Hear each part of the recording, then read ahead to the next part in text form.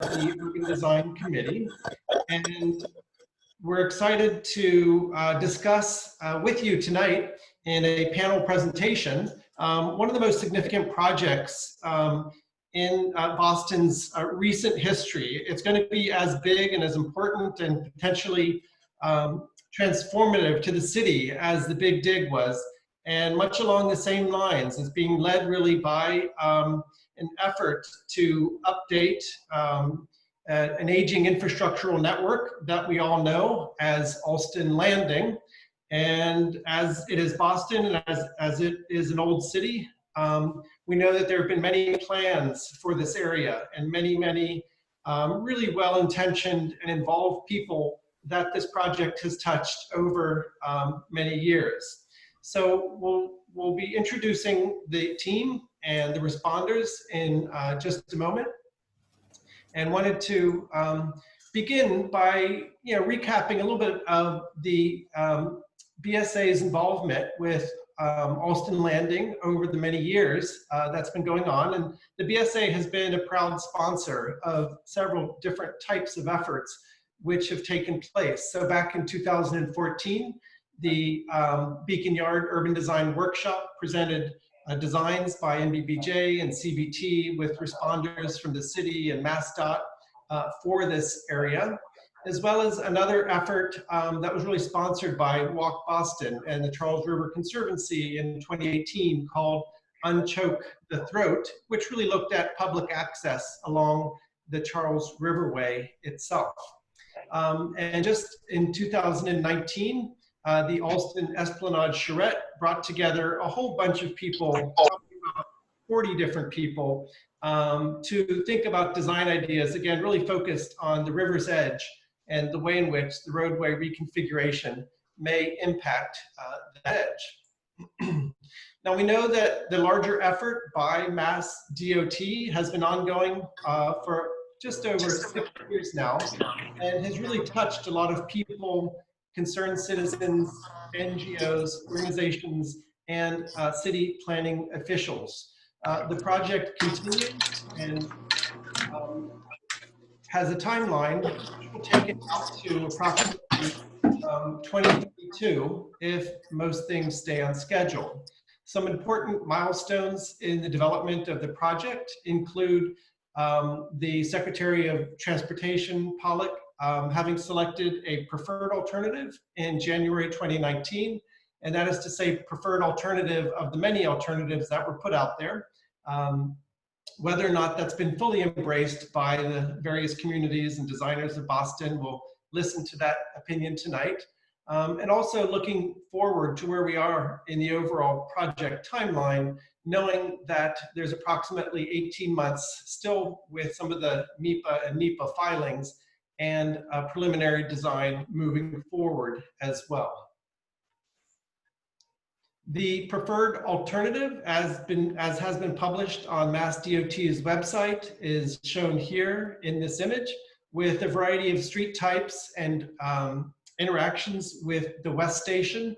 The three-dimensional quality of the site is very important to understand the interaction of roads, particularly the Pike and Soldiers Field Road and Storrow Drive, as well as then the capacity for many of the roadways, which will be carrying commuters AM, PM peak from the Turnpike into this new area, and also accessing points in Cambridge and Soldiers Field Road and other areas. One of the other sort of milestone projects that was undertaken by BPDA and prepared by the Cecil Group with Nelson Nygaard and Stantec and others was the Allston Interchange Improvement Project Placemaking Report from 2016, which sought to help to provide some guidance as to design specificities around the preferred alternative as well. So Rami, I'll let you describe tonight's event.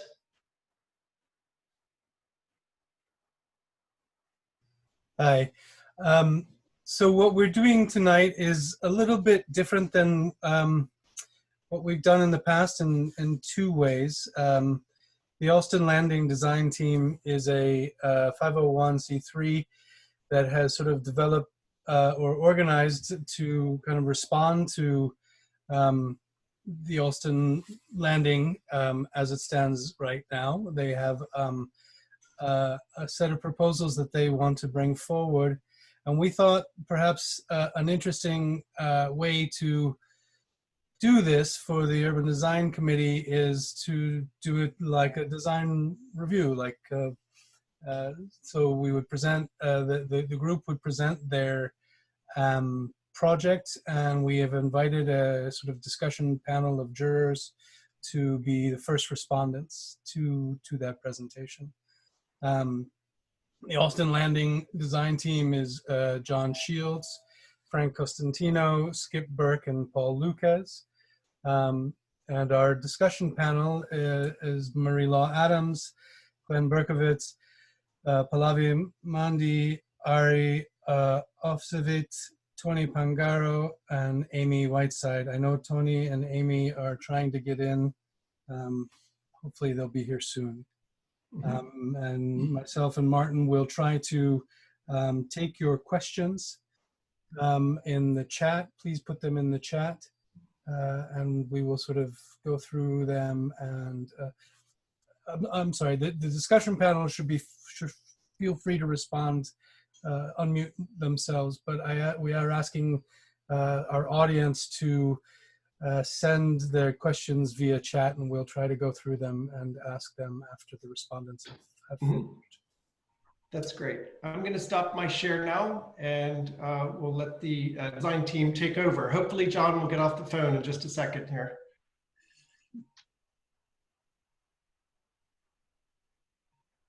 Okay. Thank you, Harper.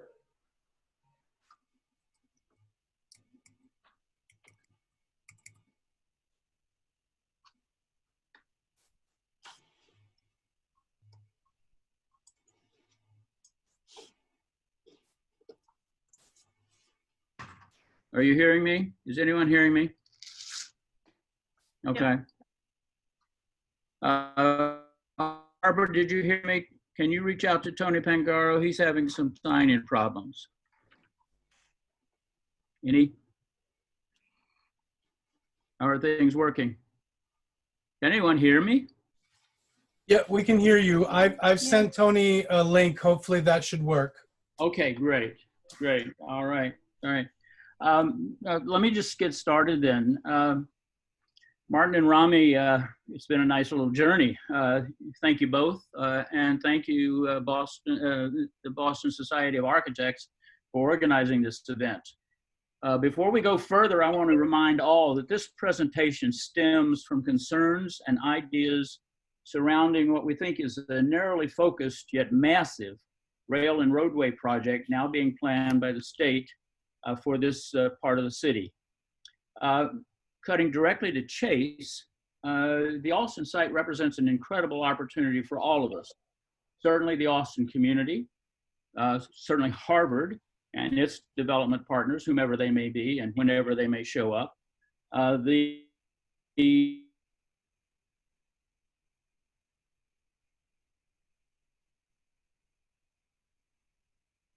of public interest groups with specific agendas, affordable housing, ensuring social justice, improving water quality.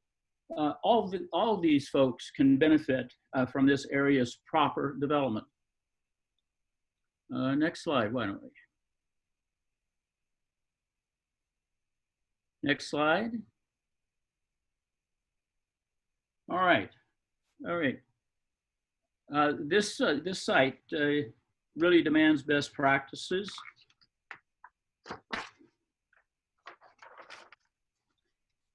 Just a bit of orientation. Okay, there we go. Back to zero.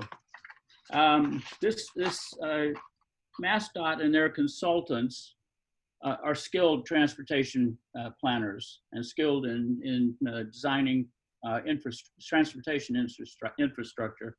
But this precious area consists of much more than that. It demands the best, and that includes best practices for each of the infrastructure elements. Thus, we appeal to first of all, we appeal to the state, the city of Boston, Harvard, or other organizations to step forward, fund and lead an inclusive planning process parallel to the MassDOT work of setting forth a public infrastructure framework upon which Allston Landing can be built. So you see there we have parks, transportation, environment, and neighborhood, and we're sort of dealing with one, transportation, and the others are kind of getting second shrift. Next slide.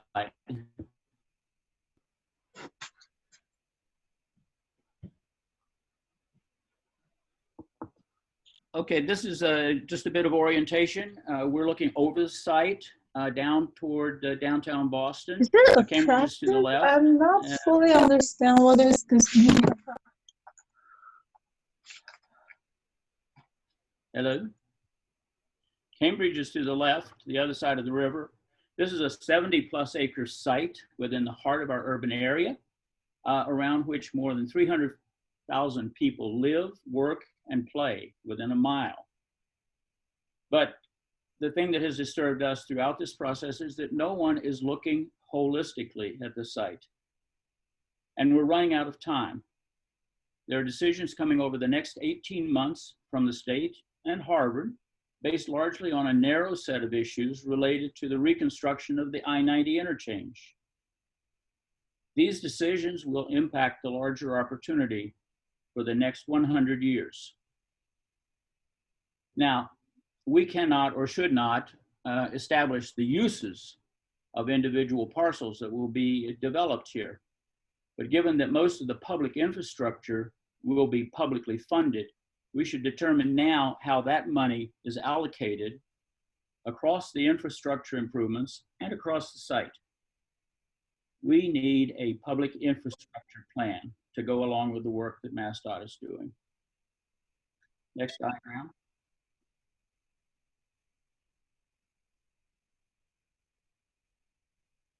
Just to drive this message home, Allston Landing lies in the heart of our urban area. Its holistic development is important to all of us. The surrounding neighborhoods for sure, the western suburbs, and all the way out to Worcester and beyond. Next slide.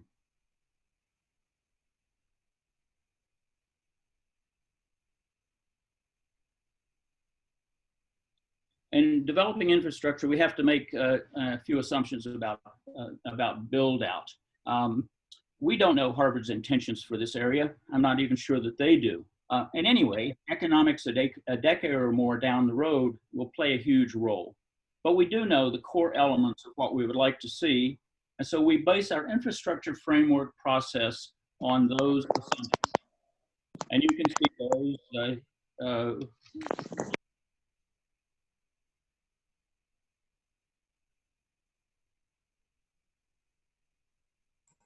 We can't hear you.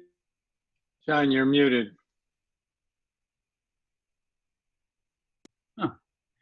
Technology. All right. We want a big,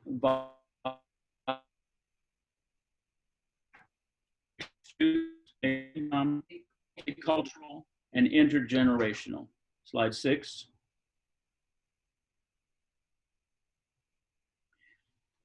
This presentation does not represent a plan. Its aim is to illustrate how sound development principles might make Allston Landing a national model for responsible and holistic development along a treasured urban waterway. We are looking at 6 big opportunities that we've identified. 1, open space as integrated infrastructure. Specifically, we want to create a big river park. We need to incorporate water quality and resilient measures throughout. And we want to take advantage of West Station and leverage it to its full potential as soon as possible. We want to reinforce the premier development parcels, which are along the waterways. And the throat has been a big issue for a long time, but we think that we can make the throat an amenity. Next.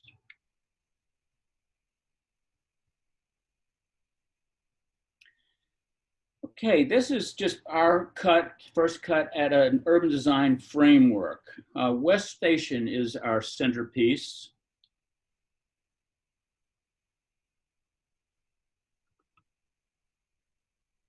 And then we want to make the parks and open space its backbone.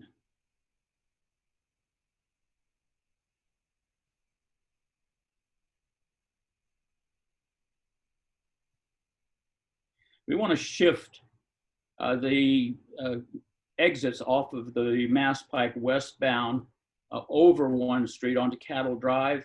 And that opens up in the pink area that you see a big, much larger area for premier development.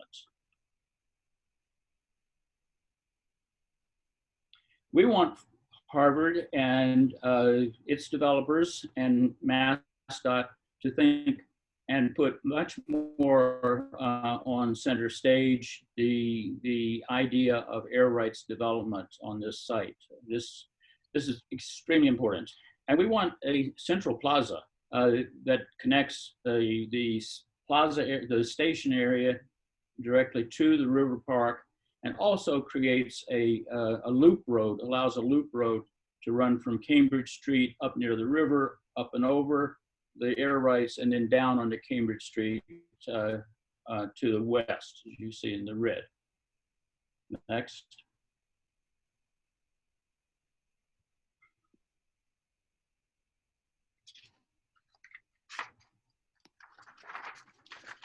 Okay, Skip Burke. He's the most thoughtful landscape architect I've ever worked with. We'll discuss our thinking as it has evolved over the past 3 years concerning this riverside open space and environmental elements. All right, thank you, John. So as far as I'm concerned, this subject is the most important part of this presentation. You can go to the next image. We strongly recommend that open space be allocated in a continuous, connective manner that has both a regional aspect, which is A, we're showing it as 6 acres flanking the river, as well as a local part, which is B, which is about 4 acres connecting to the Allston neighborhoods. This 10-acre allotment represents approximately 20% of the at-grade developable land.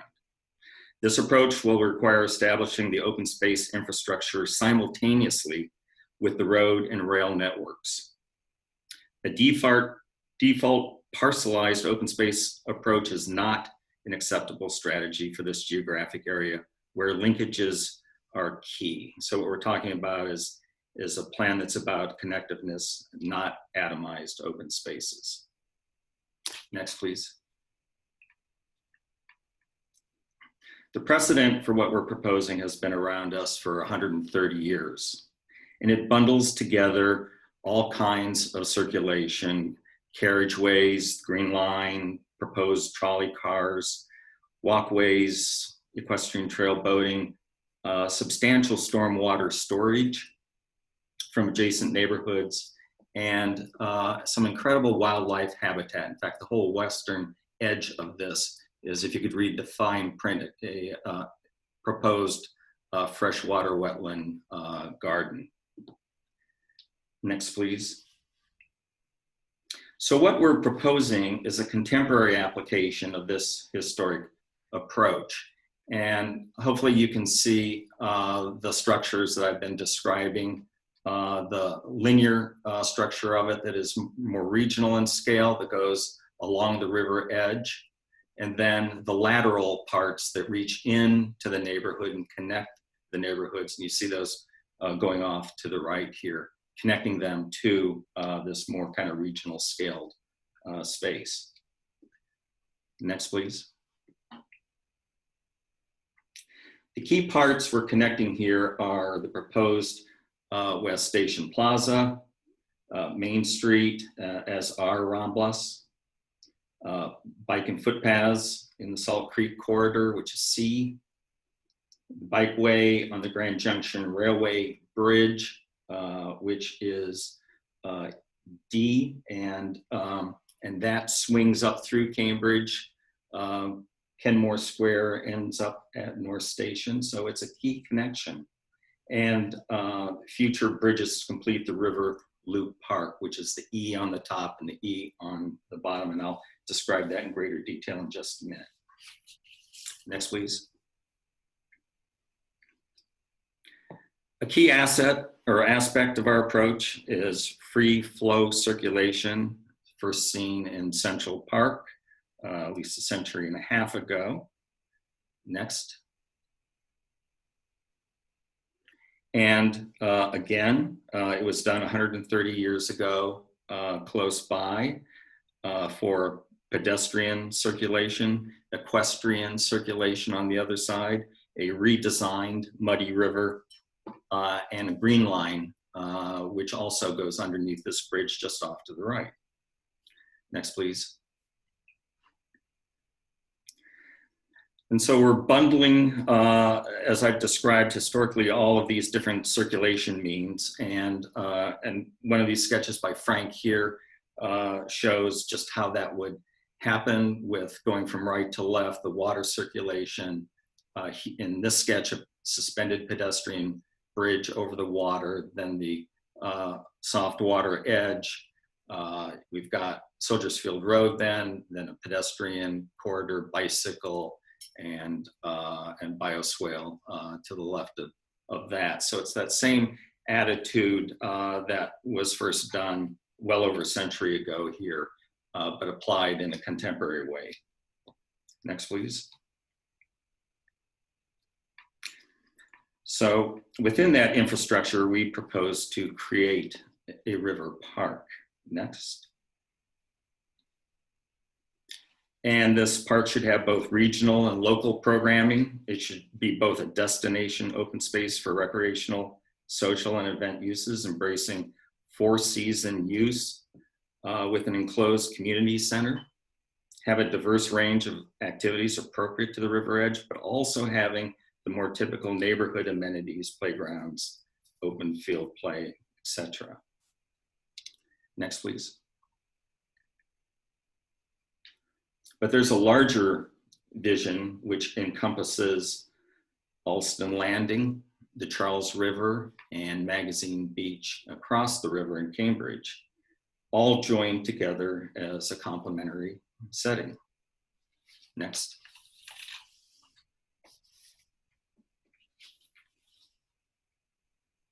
We also propose Soldiers Field Road as a slower boulevarded parkway with intersections like Comm Ave, allowing people to cross from the development to the river's edge. Next.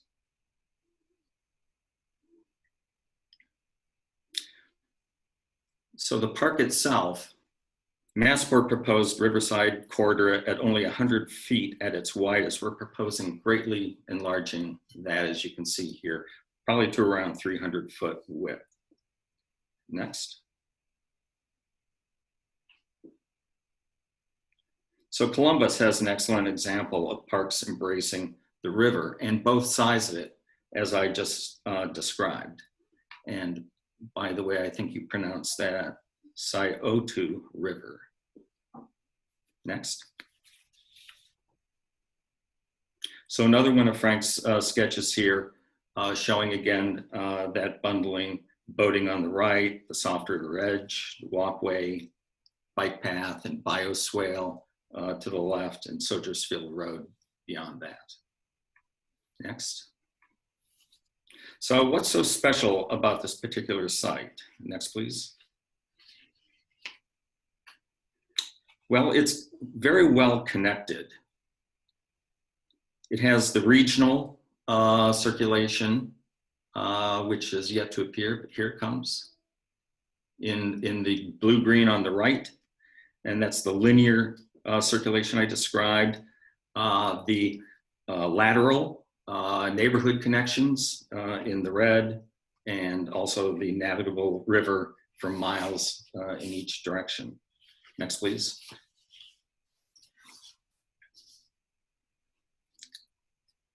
It supports a diversity of users.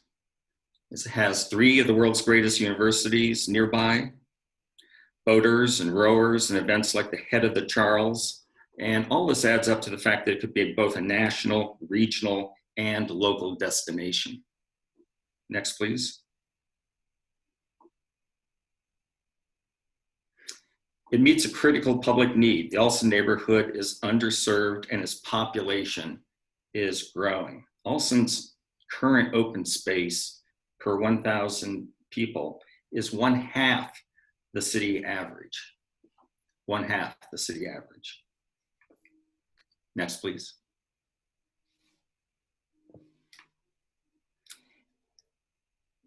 These open space systems can support and showcase an urban ecology, a very rich one that features stormwater remediation through daylighting Salt Creek and the establishment of wildlife habitat along the edge of the Charles River. Next.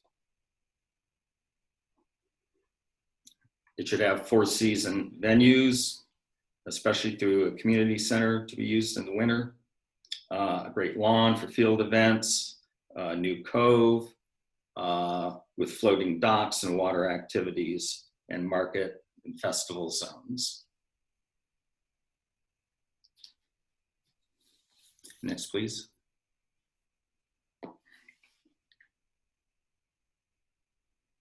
So water quality and resiliency. A key part of our infrastructure approach is to integrate stormwater management with placemaking, layering green infrastructure strategies onto community social spaces, as shown in the next image. And the key elements here, again, are Salt Creek, which goes horizontally left to right, which is A, Allston Cove, B, C, the Throat Rain Garden, and local street bioswales within the development area.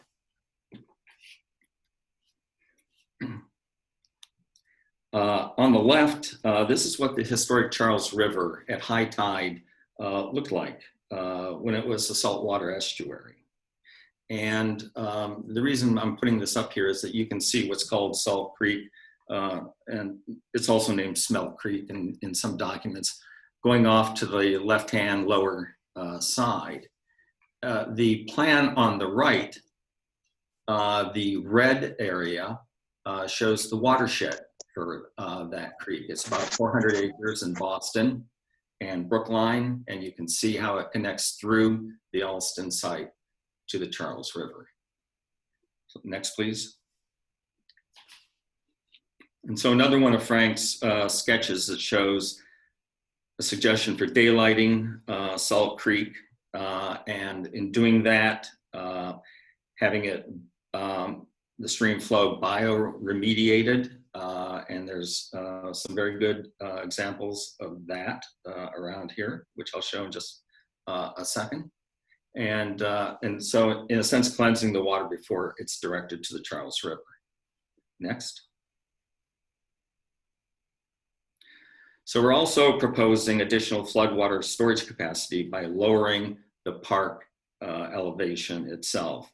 So it can be flooded in extreme rain events. And we're also proposing habitat creation for wildlife communities and Salt Creek as a low-lying stream bed. So next. What others did on the left 130 years ago, again, a redesigned muddy river with wetland habitat along its edges. Again, from 130 years ago, and then just from a few years ago, the Alewife designed wetland that does the kind of thing that we're describing for Salt Creek. It also treats about the same watershed area of about 400 acres. And it is a bioremediation feature and wetland habitat with paths and boardwalks all around it. It's really an exceptional design. And thank you. And I'm going to turn it over now to Paul Lucas. Great. Thank you, Skip. Can everybody hear me okay? Mm-hmm. Great. Okay. So as we consider how Allston Landing's open space can become a form of integrated infrastructure, it's important to understand the relationship of the open spaces to more traditional forms of infrastructure, like public transit. To that end, West Station becomes a cornerstone in this development, feeding the new neighborhood and its spaces with residents, workers, and visitors.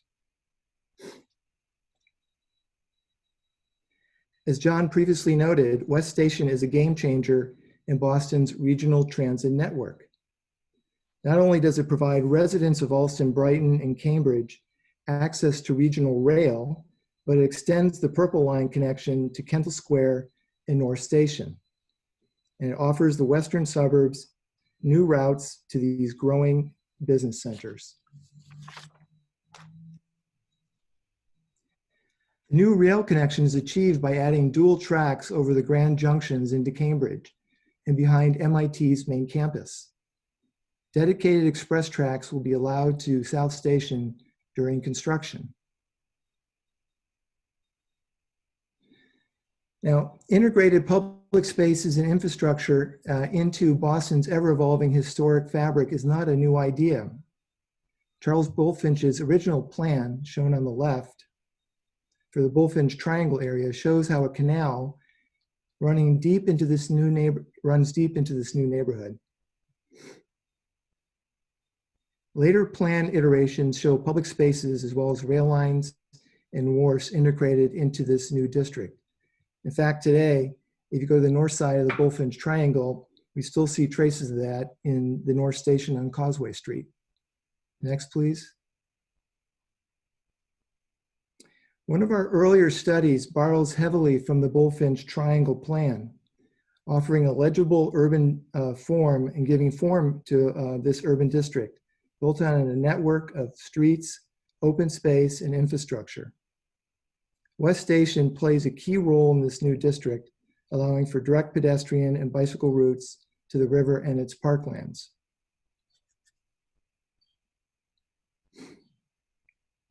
Later studies focused on assuring that a rich mix of multimodal transit systems are connected to existing networks. Important new connections to adjacent systems and neighborhoods are also added where possible. Now, as the design developed, we realized that the station really required a complementary public space. Such a public space is not without its own urban design challenges. One of the key opportunities is to help create a strong public access route to the river from the station proper. Now, in one of Frank's beautiful renderings, we can see an illustration of West Station on the bottom of the drawing. Immediately adjacent towards the north of the station is a linear parkway space, more like Barcelona's Ramblas. In this path, we provide pedestrians an animated and pleasant route to Allston Landing Park.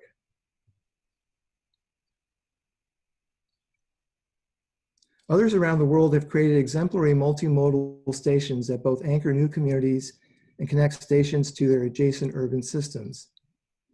One such example is a recently built Amsterdam Zuidas transit hub.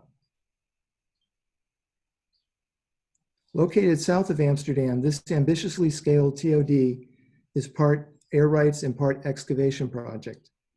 It's a multimodal station that's robustly entwined with a network of high-speed trains, local trains, metros, buses, bike paths, and pedestrian routes, while offering generous public spaces throughout the design. So the next strategy and opportunity is to make sure that the premier development parcels are developed in a way that offers the best urban design development opportunities for the future.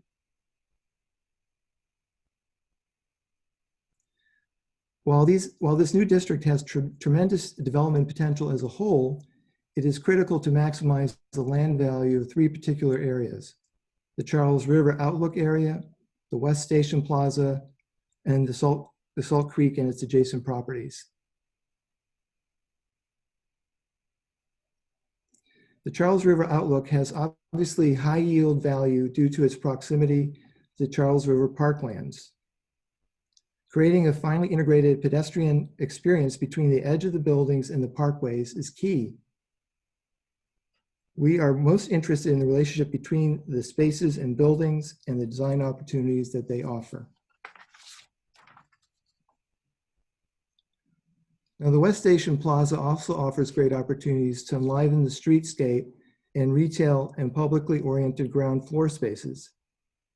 And finally, the Salt Creek Spine offers adjacent parcels unique multi-use development opportunities.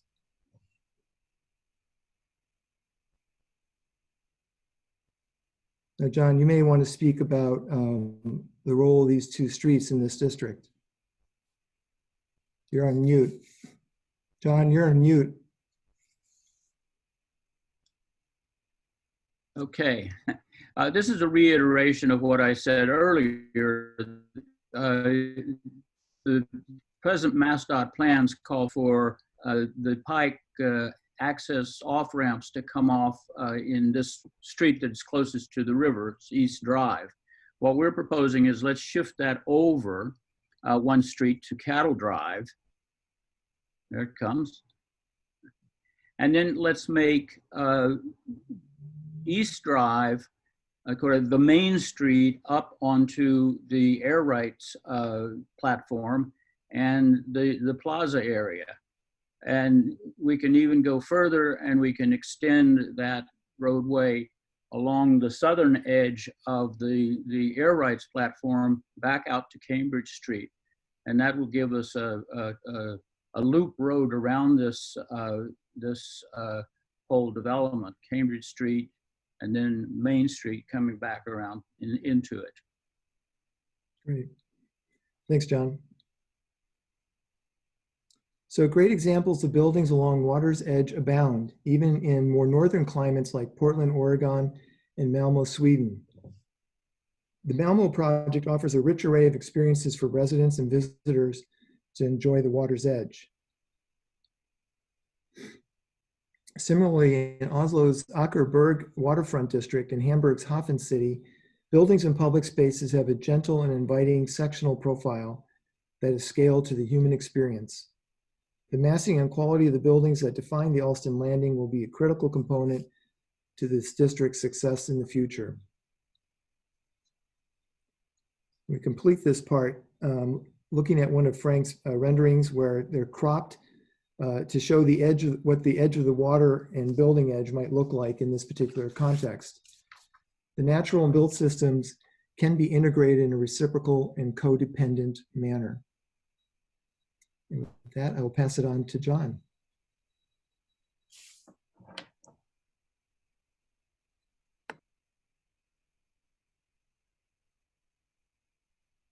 Here we go. Okay, I hope everybody can hear me.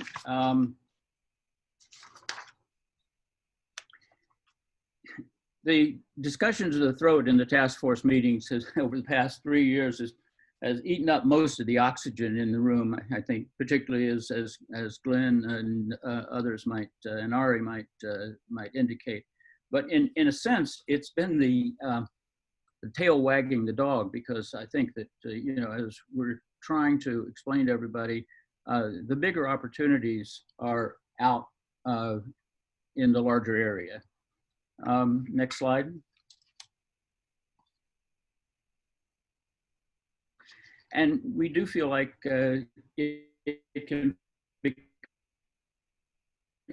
be a pleasant experience through this narrow stretch.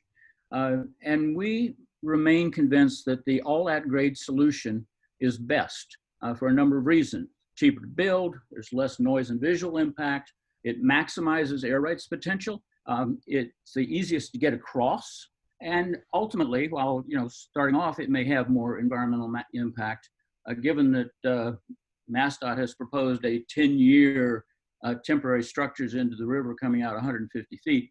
Overall, and over the long term, it's going to have the least environmental impact. Next. We have taken a look at a number of scenarios. I'm going to talk about 2 of them right now. This scenario 1 has no intrusion into the river. We step back, we stay out of the river. And Soldier Field Road, in this instance, there's a new idea that has emerged, which we embrace wholeheartedly, where Soldiers Field Road and Storrow Drive become a parkway with 1 lane in each direction, with the public transit actually picking up the volumes that may be lost in that move. We have acoustic buffering wall along the pike. Our consultants at DBN tell us that yes, they do some good, but that will be studied. This scenario does have some constraints. It minimizes the lanes on the pike to 11 feet each. That's done in a lot of urban areas, but MassDOT would prefer more. We make the parkway out at Soldiers Field Road, and that's a good thing. We end up with about 15 feet of land between the edge of Soldiers Field Road and the river. So it's a narrow area. It is large enough for a multi-purpose path. It's not really enough room for a dedicated path where the bikes and the pedestrians are separated. But we could do a good job with sound insulation right there at the edge of that thing with both wall and canopy. And we feel pretty comfortable about that. Frank has started a very nice rendering of what that might look like. You want to show that one? So there you are. You've got, again, we're keeping everything close to the river. That young lady's got her feet in the water. She's only about a foot off of the high water mark of the backwater. And then the path itself is only a foot higher than that. So we're very close. But we believe that the way the roads can be configured, and particularly Soldiers Field Road, we believe that we can get even more height than is indicated, a more protective height than is indicated in this drawing, between the bikeways, roadway, the pedestrian paths, and the roadway. And we think that this canopy, it could be a solar canopy, it could have lighting, it could have art, it could have mirrors, it could have certainly security blue lights throughout. It could be a very dynamic event space in itself, all oriented back out toward the river. Next slide.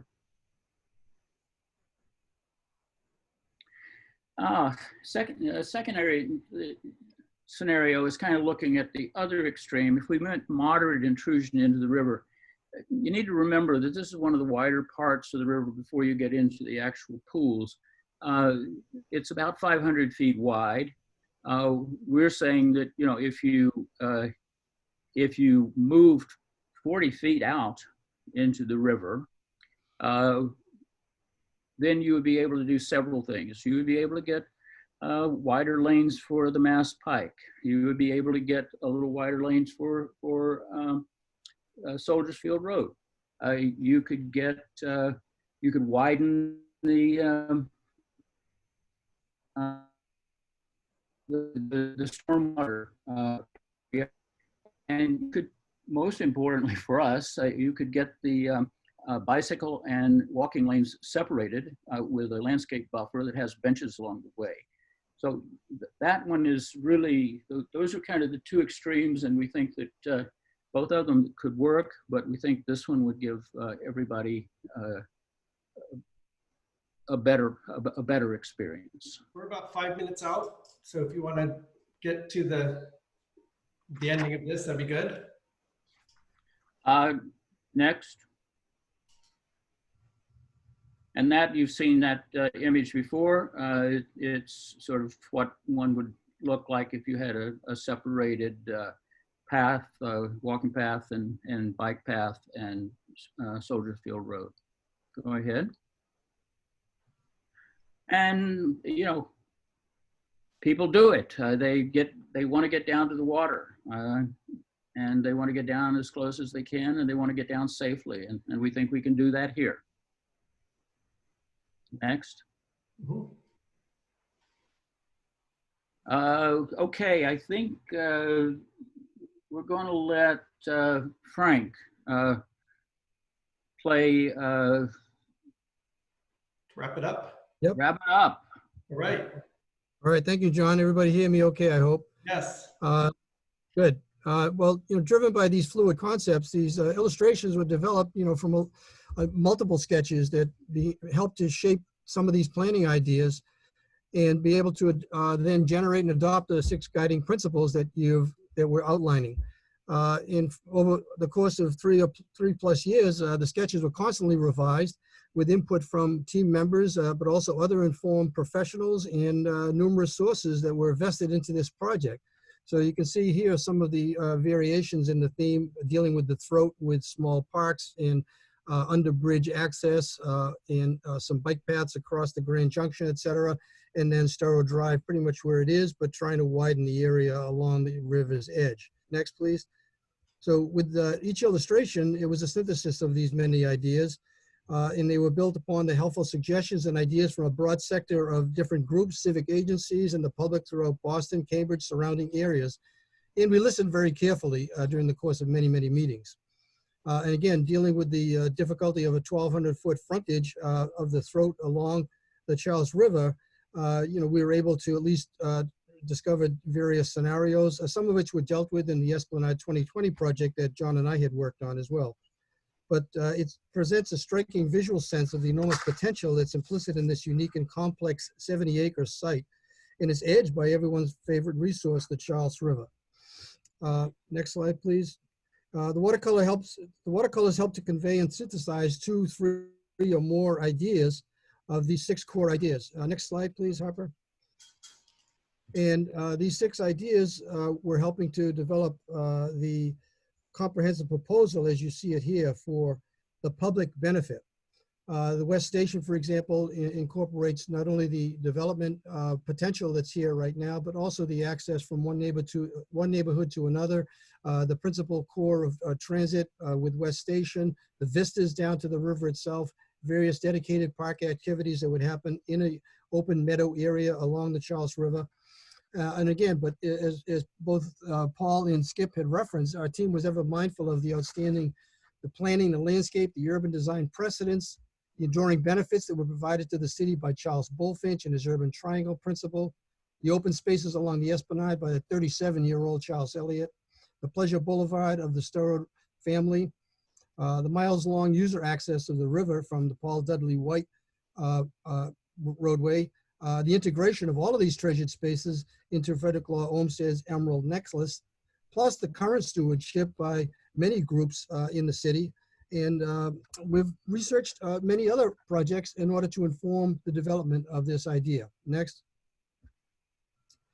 So these drawings, Harper, next. Yeah, so these drawings portray our team's deep respect for such stellar and overarching precedents and our efforts to synthesize the current needs and the criteria with these 6 core principles and bring it into a comprehensive, a useful, a human, and a friendly framework.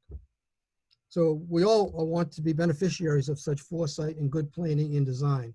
And we hope is in closure that what you've seen here is something that speaks to all of these factors and will bring a very welcoming and a very useful and comprehensive use of this particular space.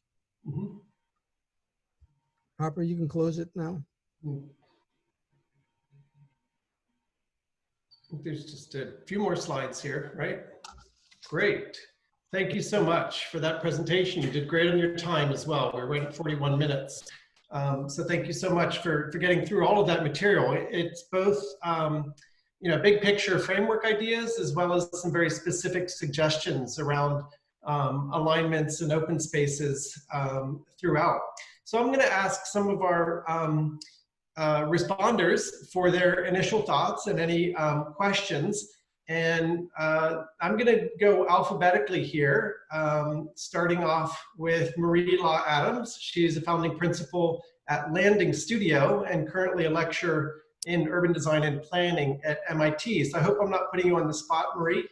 to get started, but welcome and thank you so much for joining us. Love to hear your thoughts. Yeah, thank you for having me here. And thank you for the presentation. That was incredibly thorough, and I really admire all the work that you all have put into this and all of the kind of feedback that you've incorporated into the work. And I guess I would say, like, I liked so much of what I saw. And so I just want to start by complimenting the plan. I do think this is exactly the kind of plan that should drive this kind of major project, and to expand the definition of what public infrastructure is and should be for people, in terms of, you know, putting natural systems and the public realm first in a project like this. And I do think that, you know, this is the kind of plan that needs to start that. I also really like the idea of the river loop, and it's just something that we don't hear about enough, is connecting Cambridge and Boston's amazing kind of river park systems together. And so how you can think about this not only being a major opportunity on the Boston side, but to take advantage of the really wonderful resource that Magazine Park is. And so I really appreciate that piece of the project. And I guess, you know, where my head is at right now is, you know, what do you do next, and what do you see as the biggest hurdles to making something like this realized? Myself, I haven't been as much of a part of this planning process as a lot of other people who are here today have been. And, you know, one question that I start to ask is, you know, what are the kinds of representations that you might need to bring others along on such a complex project like this? I keep trying to, in my mind, do comparisons between what is the scheme that MassDOT's currently put forward, what's the scheme here, and what are the kinds of differences that are happening between those things, and how do those become the kinds of departure points for conversations that will have to be had in terms of how to change that project, or how to infuse it with some of these sensibilities about putting, you know, green infrastructure and the public realm first in planning. And you do have a lot of these animations that are kind of comparing, but I would say that front and central, that's something that would kind of lead someone like myself through this kind of project. But you know, I just want to close by saying I think this was a really wonderful presentation, and I'd be really excited to see something like this in Boston. Thanks so much, Marie. I don't know if either, you know, John or Paul or anyone on the design team have any thoughts about that. I'll go ahead and unmute you all. Sorry, John, I'm trying to unmute.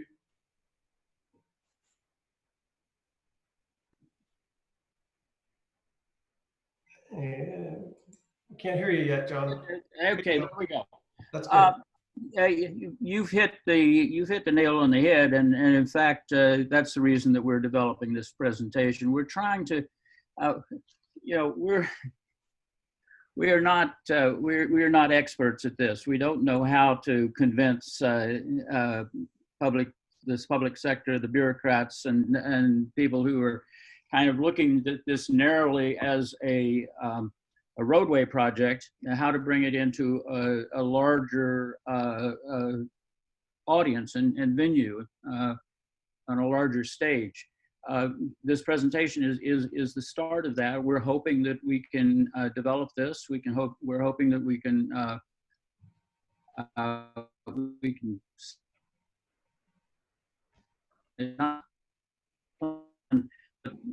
the design or these images, but the idea that this is something that could be really great for this area, and we ought to take advantage of it. And you know, I think we start with outreach.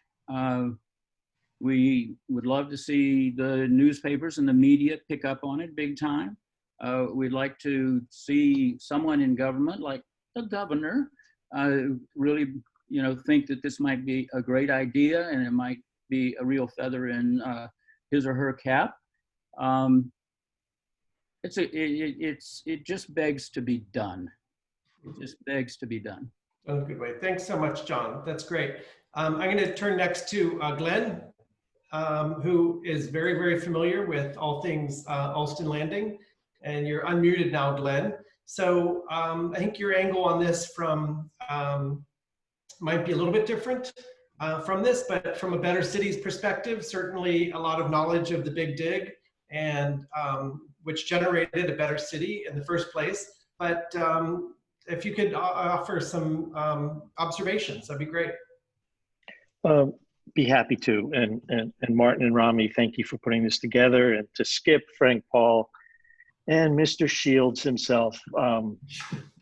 Just can't thank you for enough, seriously. For those of us who've been at this for 6 years, and many of us on this Zoom, I was looking through the list, have been doing this for quite a long time. You never fail to try to lift us up to aspire for better and for greater. And for those of us who are so frustrated at times for a project that could and should be so wonderful, your work tonight and Frank's sketches are just, phenomenally beautiful. You just literally lift us up. And I just want to thank you for that. There's nothing really to critique in terms of your long-term vision. It's phenomenal. I agree with most of what Marie said. There's a gazillion things one could ask you guys about. I'll just pick one or two to start things off, which is, we thought, I can't believe, but it's almost 18 months since the Secretary's so-called decision in January of 2019 to pick the hybrid. And then within a couple months, we all found out that a decision or a choice that was made in large part to avoid any temporary or permanent river impact came with it. John, I think you said about 150 foot of temporary impact for up to 10 years.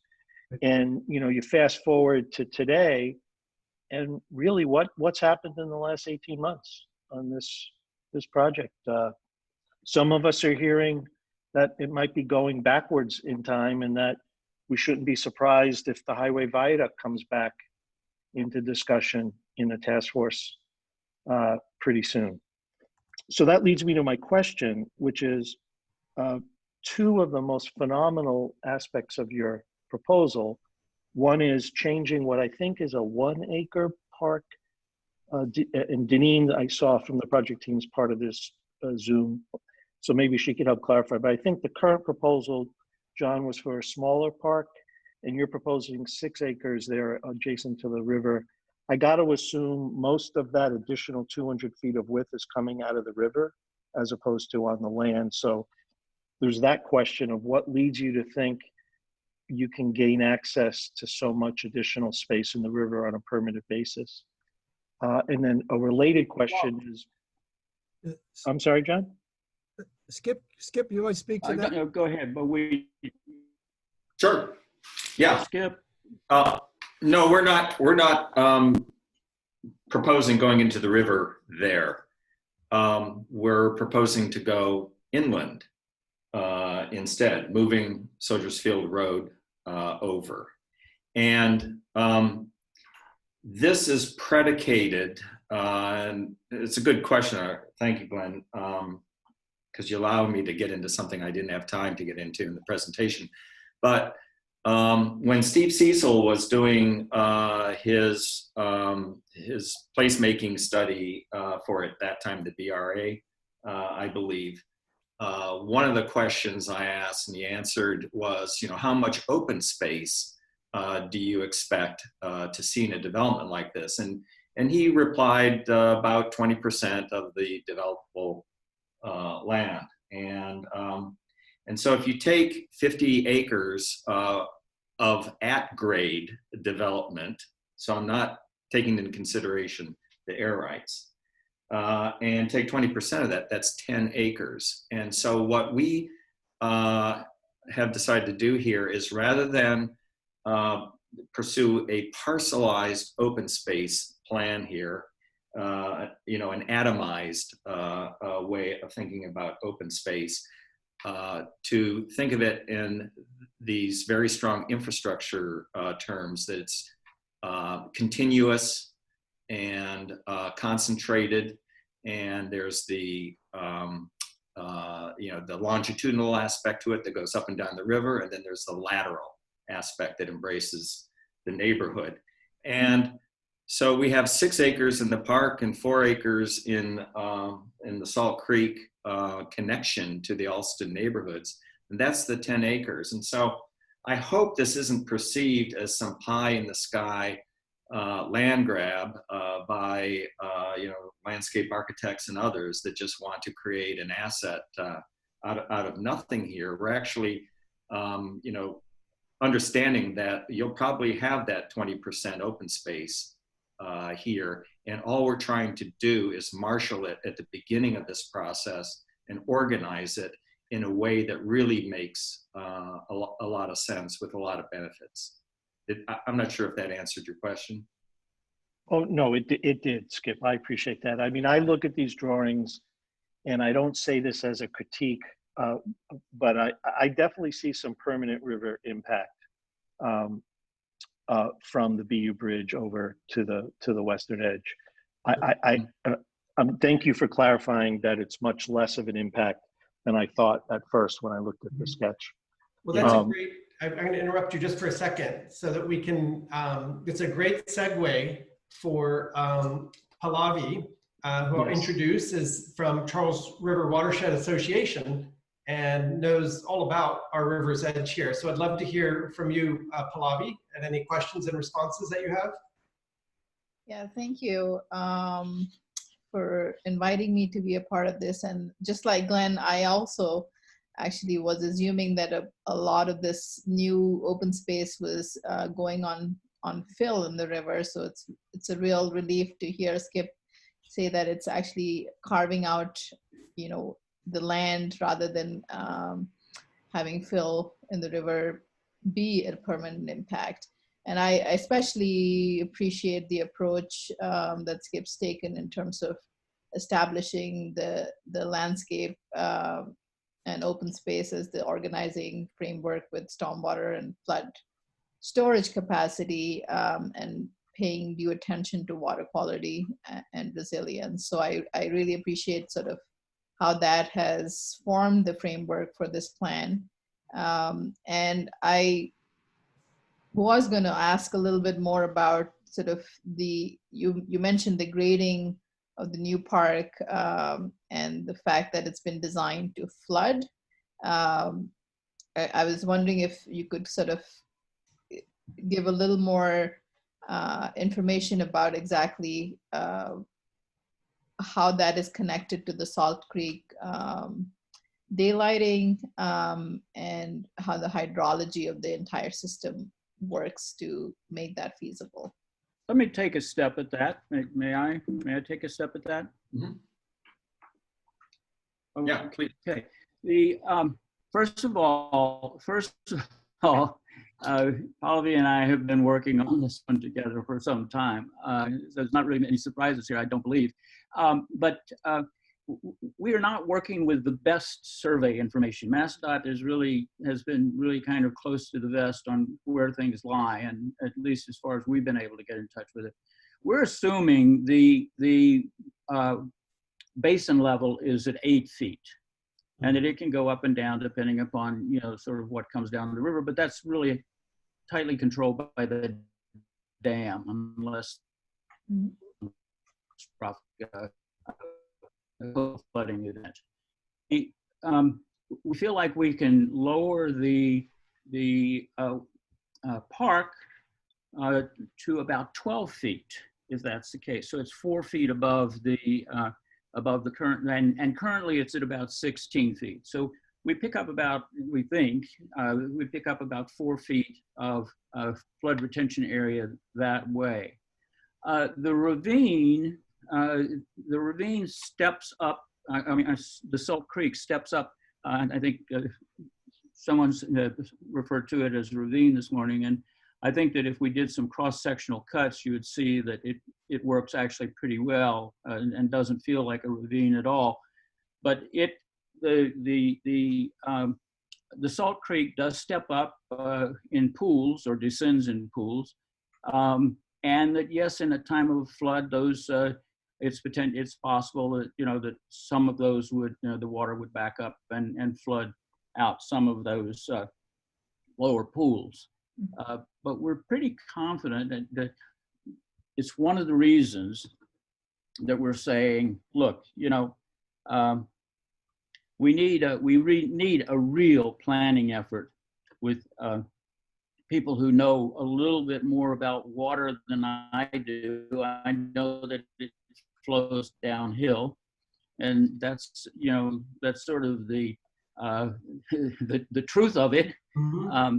But I think that our intuition is pretty good. We think that we can, we think that there's a lot of room to make some very interesting and dramatic shifts. We just heard earlier today that an idea that came out of an unlikely source that was a possibility of almost turning that whole park into an island and making a shallow lagoon running right along Storrow Drive all the way through the area. It's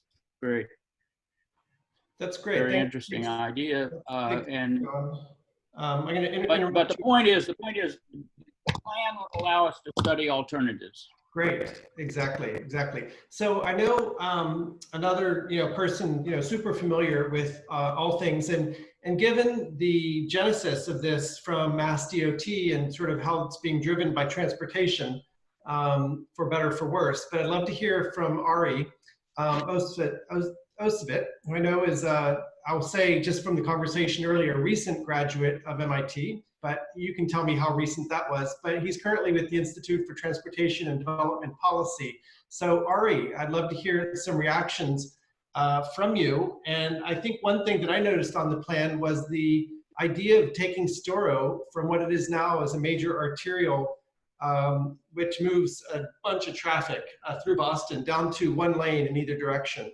That's a pretty big change, it seems to me, but I'd love to hear your take on that. How do we balance that? I hope he's still on the call. I saw him earlier. Unmute. There we are. I was going to say, I'm recent enough that I had Marie Law Adams as a lecturer about 2 years ago. So that would do it. So I think that's a great question, and I want to address that. I sort of want to also say thank you for all of this. I think one of the problems that we've had is that we haven't had the team to go out and really show what this could be with these kinds of drawings, to show how this could be different. And I think that the biggest issue that we've been running up against is that this has always been a highway project, and when it's a highway project, the highway designers want to build a highway, and that's despite it being next to the river in the middle of the city, which worked in 1965 when it was built, but it shouldn't fly today. So when this was built, Soldiers Field Road was built, that was sort of okay. The river was there. The river wasn't an amenity. Let's put a road next to it. And we have begun to take some of that back. If you look at Nonantum Road out in Newton, that's gone from 4 lanes to 2 with really only minor traffic problems, really minimal traffic issues. But I think we really need to look at this, and this is a great framework for it, of looking at how we can really have a review for this. We're this year 50 years from the Boston Transportation Planning Review, which really saved the highway from, frankly, saved the city, frankly, from more highways like this. In fact, this highway snuck in only a couple years earlier, and Soldiers Field Road, if it was tried to build it today, would be illegal. It would be an obvious 4F issue, which came about in 1966. So we never build this today. Why should we rebuild it the same way? And I was going to say we need better data. There hasn't been a traffic count of Soldiers Field Road in 15 years. So we don't know. We don't have temporal time. We have time by day, but not by hour. We don't know where people are going, when they're going. We can get that today. That exists. But as part of this project, this is a transportation project. We're going in blind. We don't even know things like that. What the state says is we need 12 lanes, but they don't tell us why we need 12 lanes. And 12 lanes means that we have this wide cross section. 12 lanes means that we have to push into the river, or we have to really get creative. So this team looking at having fewer lanes, I think that solves a lot of issues. I like to say that MassDOT gave us a pig, and the community has worked tirelessly to put lipstick on a pig, but we still have a pig. And I think this is an opportunity to rethink the project. So what does this mean? It means that the current project team is a highway team, and we need to have a community-based team. So we need to have groups like this, groups from the community. There's been so much work done by Allston, by Cambridge, by Brighton, by Brookline, by folks in the community. So many good ideas that haven't been studied. So we need to focus on the environment, we need to focus on the community, we need to focus on transit, and then we need to think about this as a highway project.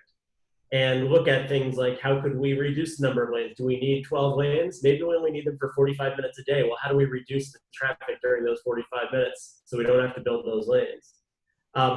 Do we look at, I know that Antonio DeMambro has an idea that he has floated, and I think he was stuck in Italy for a while during the coronavirus, but of actually putting the Soldier Field Road under the river, so under the project area and under the river, which I think is an intriguing idea. It sounds expensive, but it actually makes the whole project much narrower, so you can have a much better built environment. Actually, digging under a relatively shallow river like this is relatively inexpensive. We did it for the Orange Line in the 70s. Could make a much better project area. So we need to look at new alternatives like those. And we need to not have this be a highway project. So I'll close and say, well, two things. One is that BTPR saved the city really 50 years ago. And if it hadn't been for that, the middle of this would have another big highway with the Interbelt would cut right across the middle of this picture. But we can't, we have built an error. What we're talking about here is rebuilding an error. Let's not make the same error. The one other thing I put in for a plug, MassDOT is discussing this at their June 22nd board meeting. Written comment, public comment at dot.state.ma.us, voice messages 857-368-1655, or you can real-time comment, contact the email and send a voice message. So we really need them to hear from a large swath of the community. So thank you again, and this is really great. No, that's excellent, Ari. Thank you so much for that insight into Storrow Drive, from someone who I both drive Storrow, almost every day, but also I happen to live on Southwest Corridor Park. And so you think of the legacy of that project and what it could have been. It could have been a highway, and now it's a really fantastic series of green spaces which link all the way from Jamaica Plain and the Arboretum to downtown. So that sort of new thinking is really, really appreciated. I'll go to our next panelist, who it's quite an honor, I have to say, to have on here. Certainly a huge force in the world of Boston, and just has been a mover and a shaker beyond belief. But Tony Pangaro, formerly with Millennium Partners, I'd love to get some of your reactions to this. I know you've been familiar with the project for some time, but from the development standpoint, which I believe you represent very well in terms of city building as well. Love to hear some of your thoughts, Tony. Sure. Can you hear me? Yes. Well, thanks for the reference to the Southwest Corridor. It's a good segue into what I was thinking. The problem that the state had with the Southwest Corridor project initially, when it was the Southwest Expressway project, is the same as the problem they have today, which is that it was uni thinking, so to speak, a single point of view, which was transportation was the way to get it done. And it's fair to say that's where the money was, so it wasn't a bad place to start. But the flaw in the Southwest Corridor is similar to the flaw that you've uncovered here. Namely, is that it is unilateral thinking, not thinking that considers other disciplines. And it seems to me that the question before you, before all of us, because this is a big part of the city's future, and we all have a big stake in it, is how to get from where we are to where we want to be. You point out correctly, Ari, that we're in the midst of an environmental process where I think the basic problem is we're not looking at all the alternatives. We're looking at a few alternatives. And the pre-selected one is the wrong one, the hybrid. And I'm glad to see that this presentation suggests rather clearly that the at-grade solution is the right place to start. I think we could do a few things that would make this more poignant for those who are making these decisions. First, I think we run the risk, given the presentation so far, that it looks like a parkland proposal as opposed to a transportation proposal. And it can be none of those things alone. It has also to be a development proposal. So I think one of the things we ought to do is acknowledge that this is at the focal point between the three universities that have as much about the future in Boston's sights as any of us might have as individuals. And it's a place where the three of them can get together. That's the reason that Harvard and BU are on the edge of this and so interested in it. BU a little less so than Harvard because of the ownership. But MIT has a real stake here too, if we could link it via the Grand Junction Railroad, which Antonio de Mombros said should be an underground connection. And just to correct Ari a little bit, he proposed putting the railroad under the river, not Storrow Drive or Soldier's Field Road, to replace the existing bridge. Having said that, I think to get from where we are to where we want to go, it's useful to disaggregate it a little bit. Frank's drawings are gorgeous, but you have to be an architect to peel back about what's really going on, or a transportation plan. You have to look underneath it. And I think layering it a little bit more clearly in comparison to what the state is already proposing would be helpful. Why is this park system different than the other one? Let's see them in a layer that's separate from everything else. Why is this Storrow Drive or an alternative to Storrow Drive better than the one that the state is proposing? Similarly, Soldier's Field Road. And equally importantly, I think, is why is this development scheme as proposed in Frank's drawings better than the state's own development scheme? Why are the parcels more useful if Cattle Drive is the source of access? Why is Main Street a better street if it doesn't become the place where the turnpike disgorges? So the point, I think, is very simple. We have to prove this to a lot of people in order to get it to work. We may wind up compromising. We may have a 4-lane Storrow Drive parkway rather than a 2-lane one.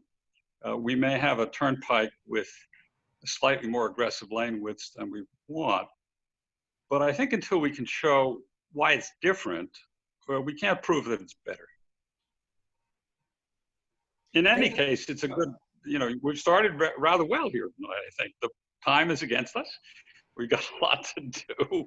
And the clearest way to get time to work for us is to get a better scope of work in this environmental impact review that the state is about to decide upon. Well, Tony, all of these are very good observations, but there's also an issue of the manpower and the finances to be able to undertake more detailed studies and comparisons that you're proposing. There's no doubt about that, Frank, and nobody would ask you to do any more work than you already have. But frankly, the state ought to be doing that work, and they have consultants who have a great deal of talent and who, if we're directed correctly, you'd get a much better outcome rather than having to do it all for them. Who does the prodding, and how is that affected? Well, these are political questions that mean you need a constituency, as we found to have existed in the Southwest Corridor. It's public. That's great. Thanks, Tony. That's an excellent point, though, in terms of the issues of representation that I think Marie brought up as well. And being able to compare this plan to the plan which is currently the preferred alternative in a bit more of a one-on-one comparison would be enormously helpful. So I want to get to our last responder here. Thank you for being patient, Amy. Amy's a director at STOS, Landscape Urbanism, having worked on many waterfronts in the Boston area. So Amy, I'd love to hear some of your thoughts on this. Hi, thanks. I was grateful that when you said we were starting in alphabetical order, you went with last name. Because Marie really, I think, covered a lot of the thoughts that I had. So I would just think as a start, I would reiterate many of those questions. And I'm new to this proposal and kind of what you all have been working on. So I think just first off, just to say it is really exciting to see some of the scale and thinking that's going on, and in particular the way in which the landscape and the relationship to the river is coming forward as really key. And I think, as Marie pointed out, that connection to Memorial Park really as I think a park that's kind of so fabulous but really underutilized because the access is just weird, you know. So this a kind of different way to access it would be really fantastic. So I love that. I think for me, you know, people have said this, and so I'm just maybe going to double down on it. I think that the biggest barrier is in some ways your upfront graphics. Like, how do you break this down into just some really simple, clean, bold diagrams that tell you, you know, what are the key ideas? And I think you had some upfront. They were maybe a little bit harder to understand than when you get into some of the later graphics. It's very clear, you know, it's a wonderful,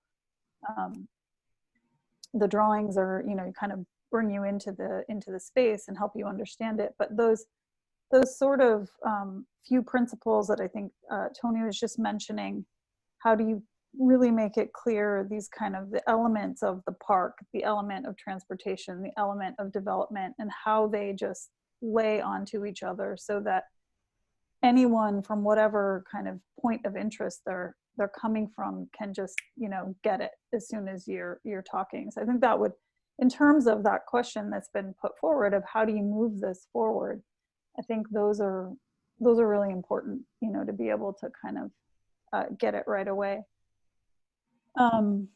And I agree, the metrics, and I also, you know, would be really great. I think not only with regard to the development, but with regard to some of the things like stormwater management, which you talked about, flooding, you know, from a kind of resilience standpoint, how, you know, what ways could those ideas be kind of quantified? And understanding that that's a big lift and may not be part of what you're up to. I think the last thing I would say is that I wonder if if you are continuing to work on these representation, how can you make it really clear, kind of how does this become and look and feel like a really truly inclusive and accessible space? And I think that's really critical. You know, it's always been critical. It's particularly critical right now, you know. And how does open space really feel like it is for everyone? So I think that has to do with program. You know, how might you represent some things that they're not, you know, they're not seen as more kind of grass and lawn. What else is in there, so that different people might kind of understand how they might go to this space and use this space. And I think a few small things like that might also kind of help to communicate that, you know, that this could really be a fantastic way for a wide diversity of people, because it's abutting so many different kinds of neighborhoods, to actually kind of come to and use the river in new ways. I think that'd be really exciting. I think that's great, Amy. I think that, you know, coming from, you know, someone who is involved in building support for projects and explaining complex design ideas to communities all over Boston, that's an excellent sort of recommendation about those, you know, very simple and clear diagrams. Not to say that it's dumbing down anything, but to say that the communication for the graphics itself is so important in terms of building constituencies. But also, of course, I think that the dialogue in the city right now, and in terms of investment in public infrastructure, is such that it's necessary and important, more important than ever, to think about those public investments and what the public means and how we define that. And I think we've learned a lot from projects like the Big Dig and the Southwest Corridor, these mega projects. And if we're keeping the communities in mind that they'll ultimately be serving, we will be able to build that constituency going forward. So it's 8 o'clock. I wanted to thank all of our responders, as well as, of course, the excellent work by the design team, realizing that this has all been really a volunteer effort to have an important voice on an incredibly important site here in the city. I think, as Ari mentioned, there is a MassDOT meeting on June 22nd that people should be looking forward to. And I'll put in one last plug here, if I can share my screen. Is that going to be possible? Harper? Okay. If I can go to full screen here. So thank you so much for that great event, and look forward to on June 23rd for everyone who is interested. Alex Krieger will be presenting the latest book that he's written. He's a great friend of mine as well as my professor and former employer, chairman currently of the Department of Urban Planning and Design at Harvard, and has written a book called City on a Hill, Urban Idealism in America from the Puritans to the Present. So that'll be BSA 6:30 to 8, another Zoom meeting. Again, thank you all for having the optimism. And can I ask one last question? Yes, John. I don't know where you found these people, but it's a terrific responder group. We would really like to engage any and all of you as kind of advisors or kibbutzers or whatever over the coming months. And also, I imagine that there are people out there who were listening in who might be interested in giving us their opinions and their advice and lending their expertise. Love to hear from anyone. It's been great, and that's how we build up a larger effort. This presentation has been recorded and will be available on the BSA website, and as well as contact information for John and his team. Thank you. So with that being said, thank you so much. It's been an excellent, excellent presentation. Thanks, Rami. Thanks everyone for coming by. Thanks, everyone. Thank you. Thank you. Bye-bye.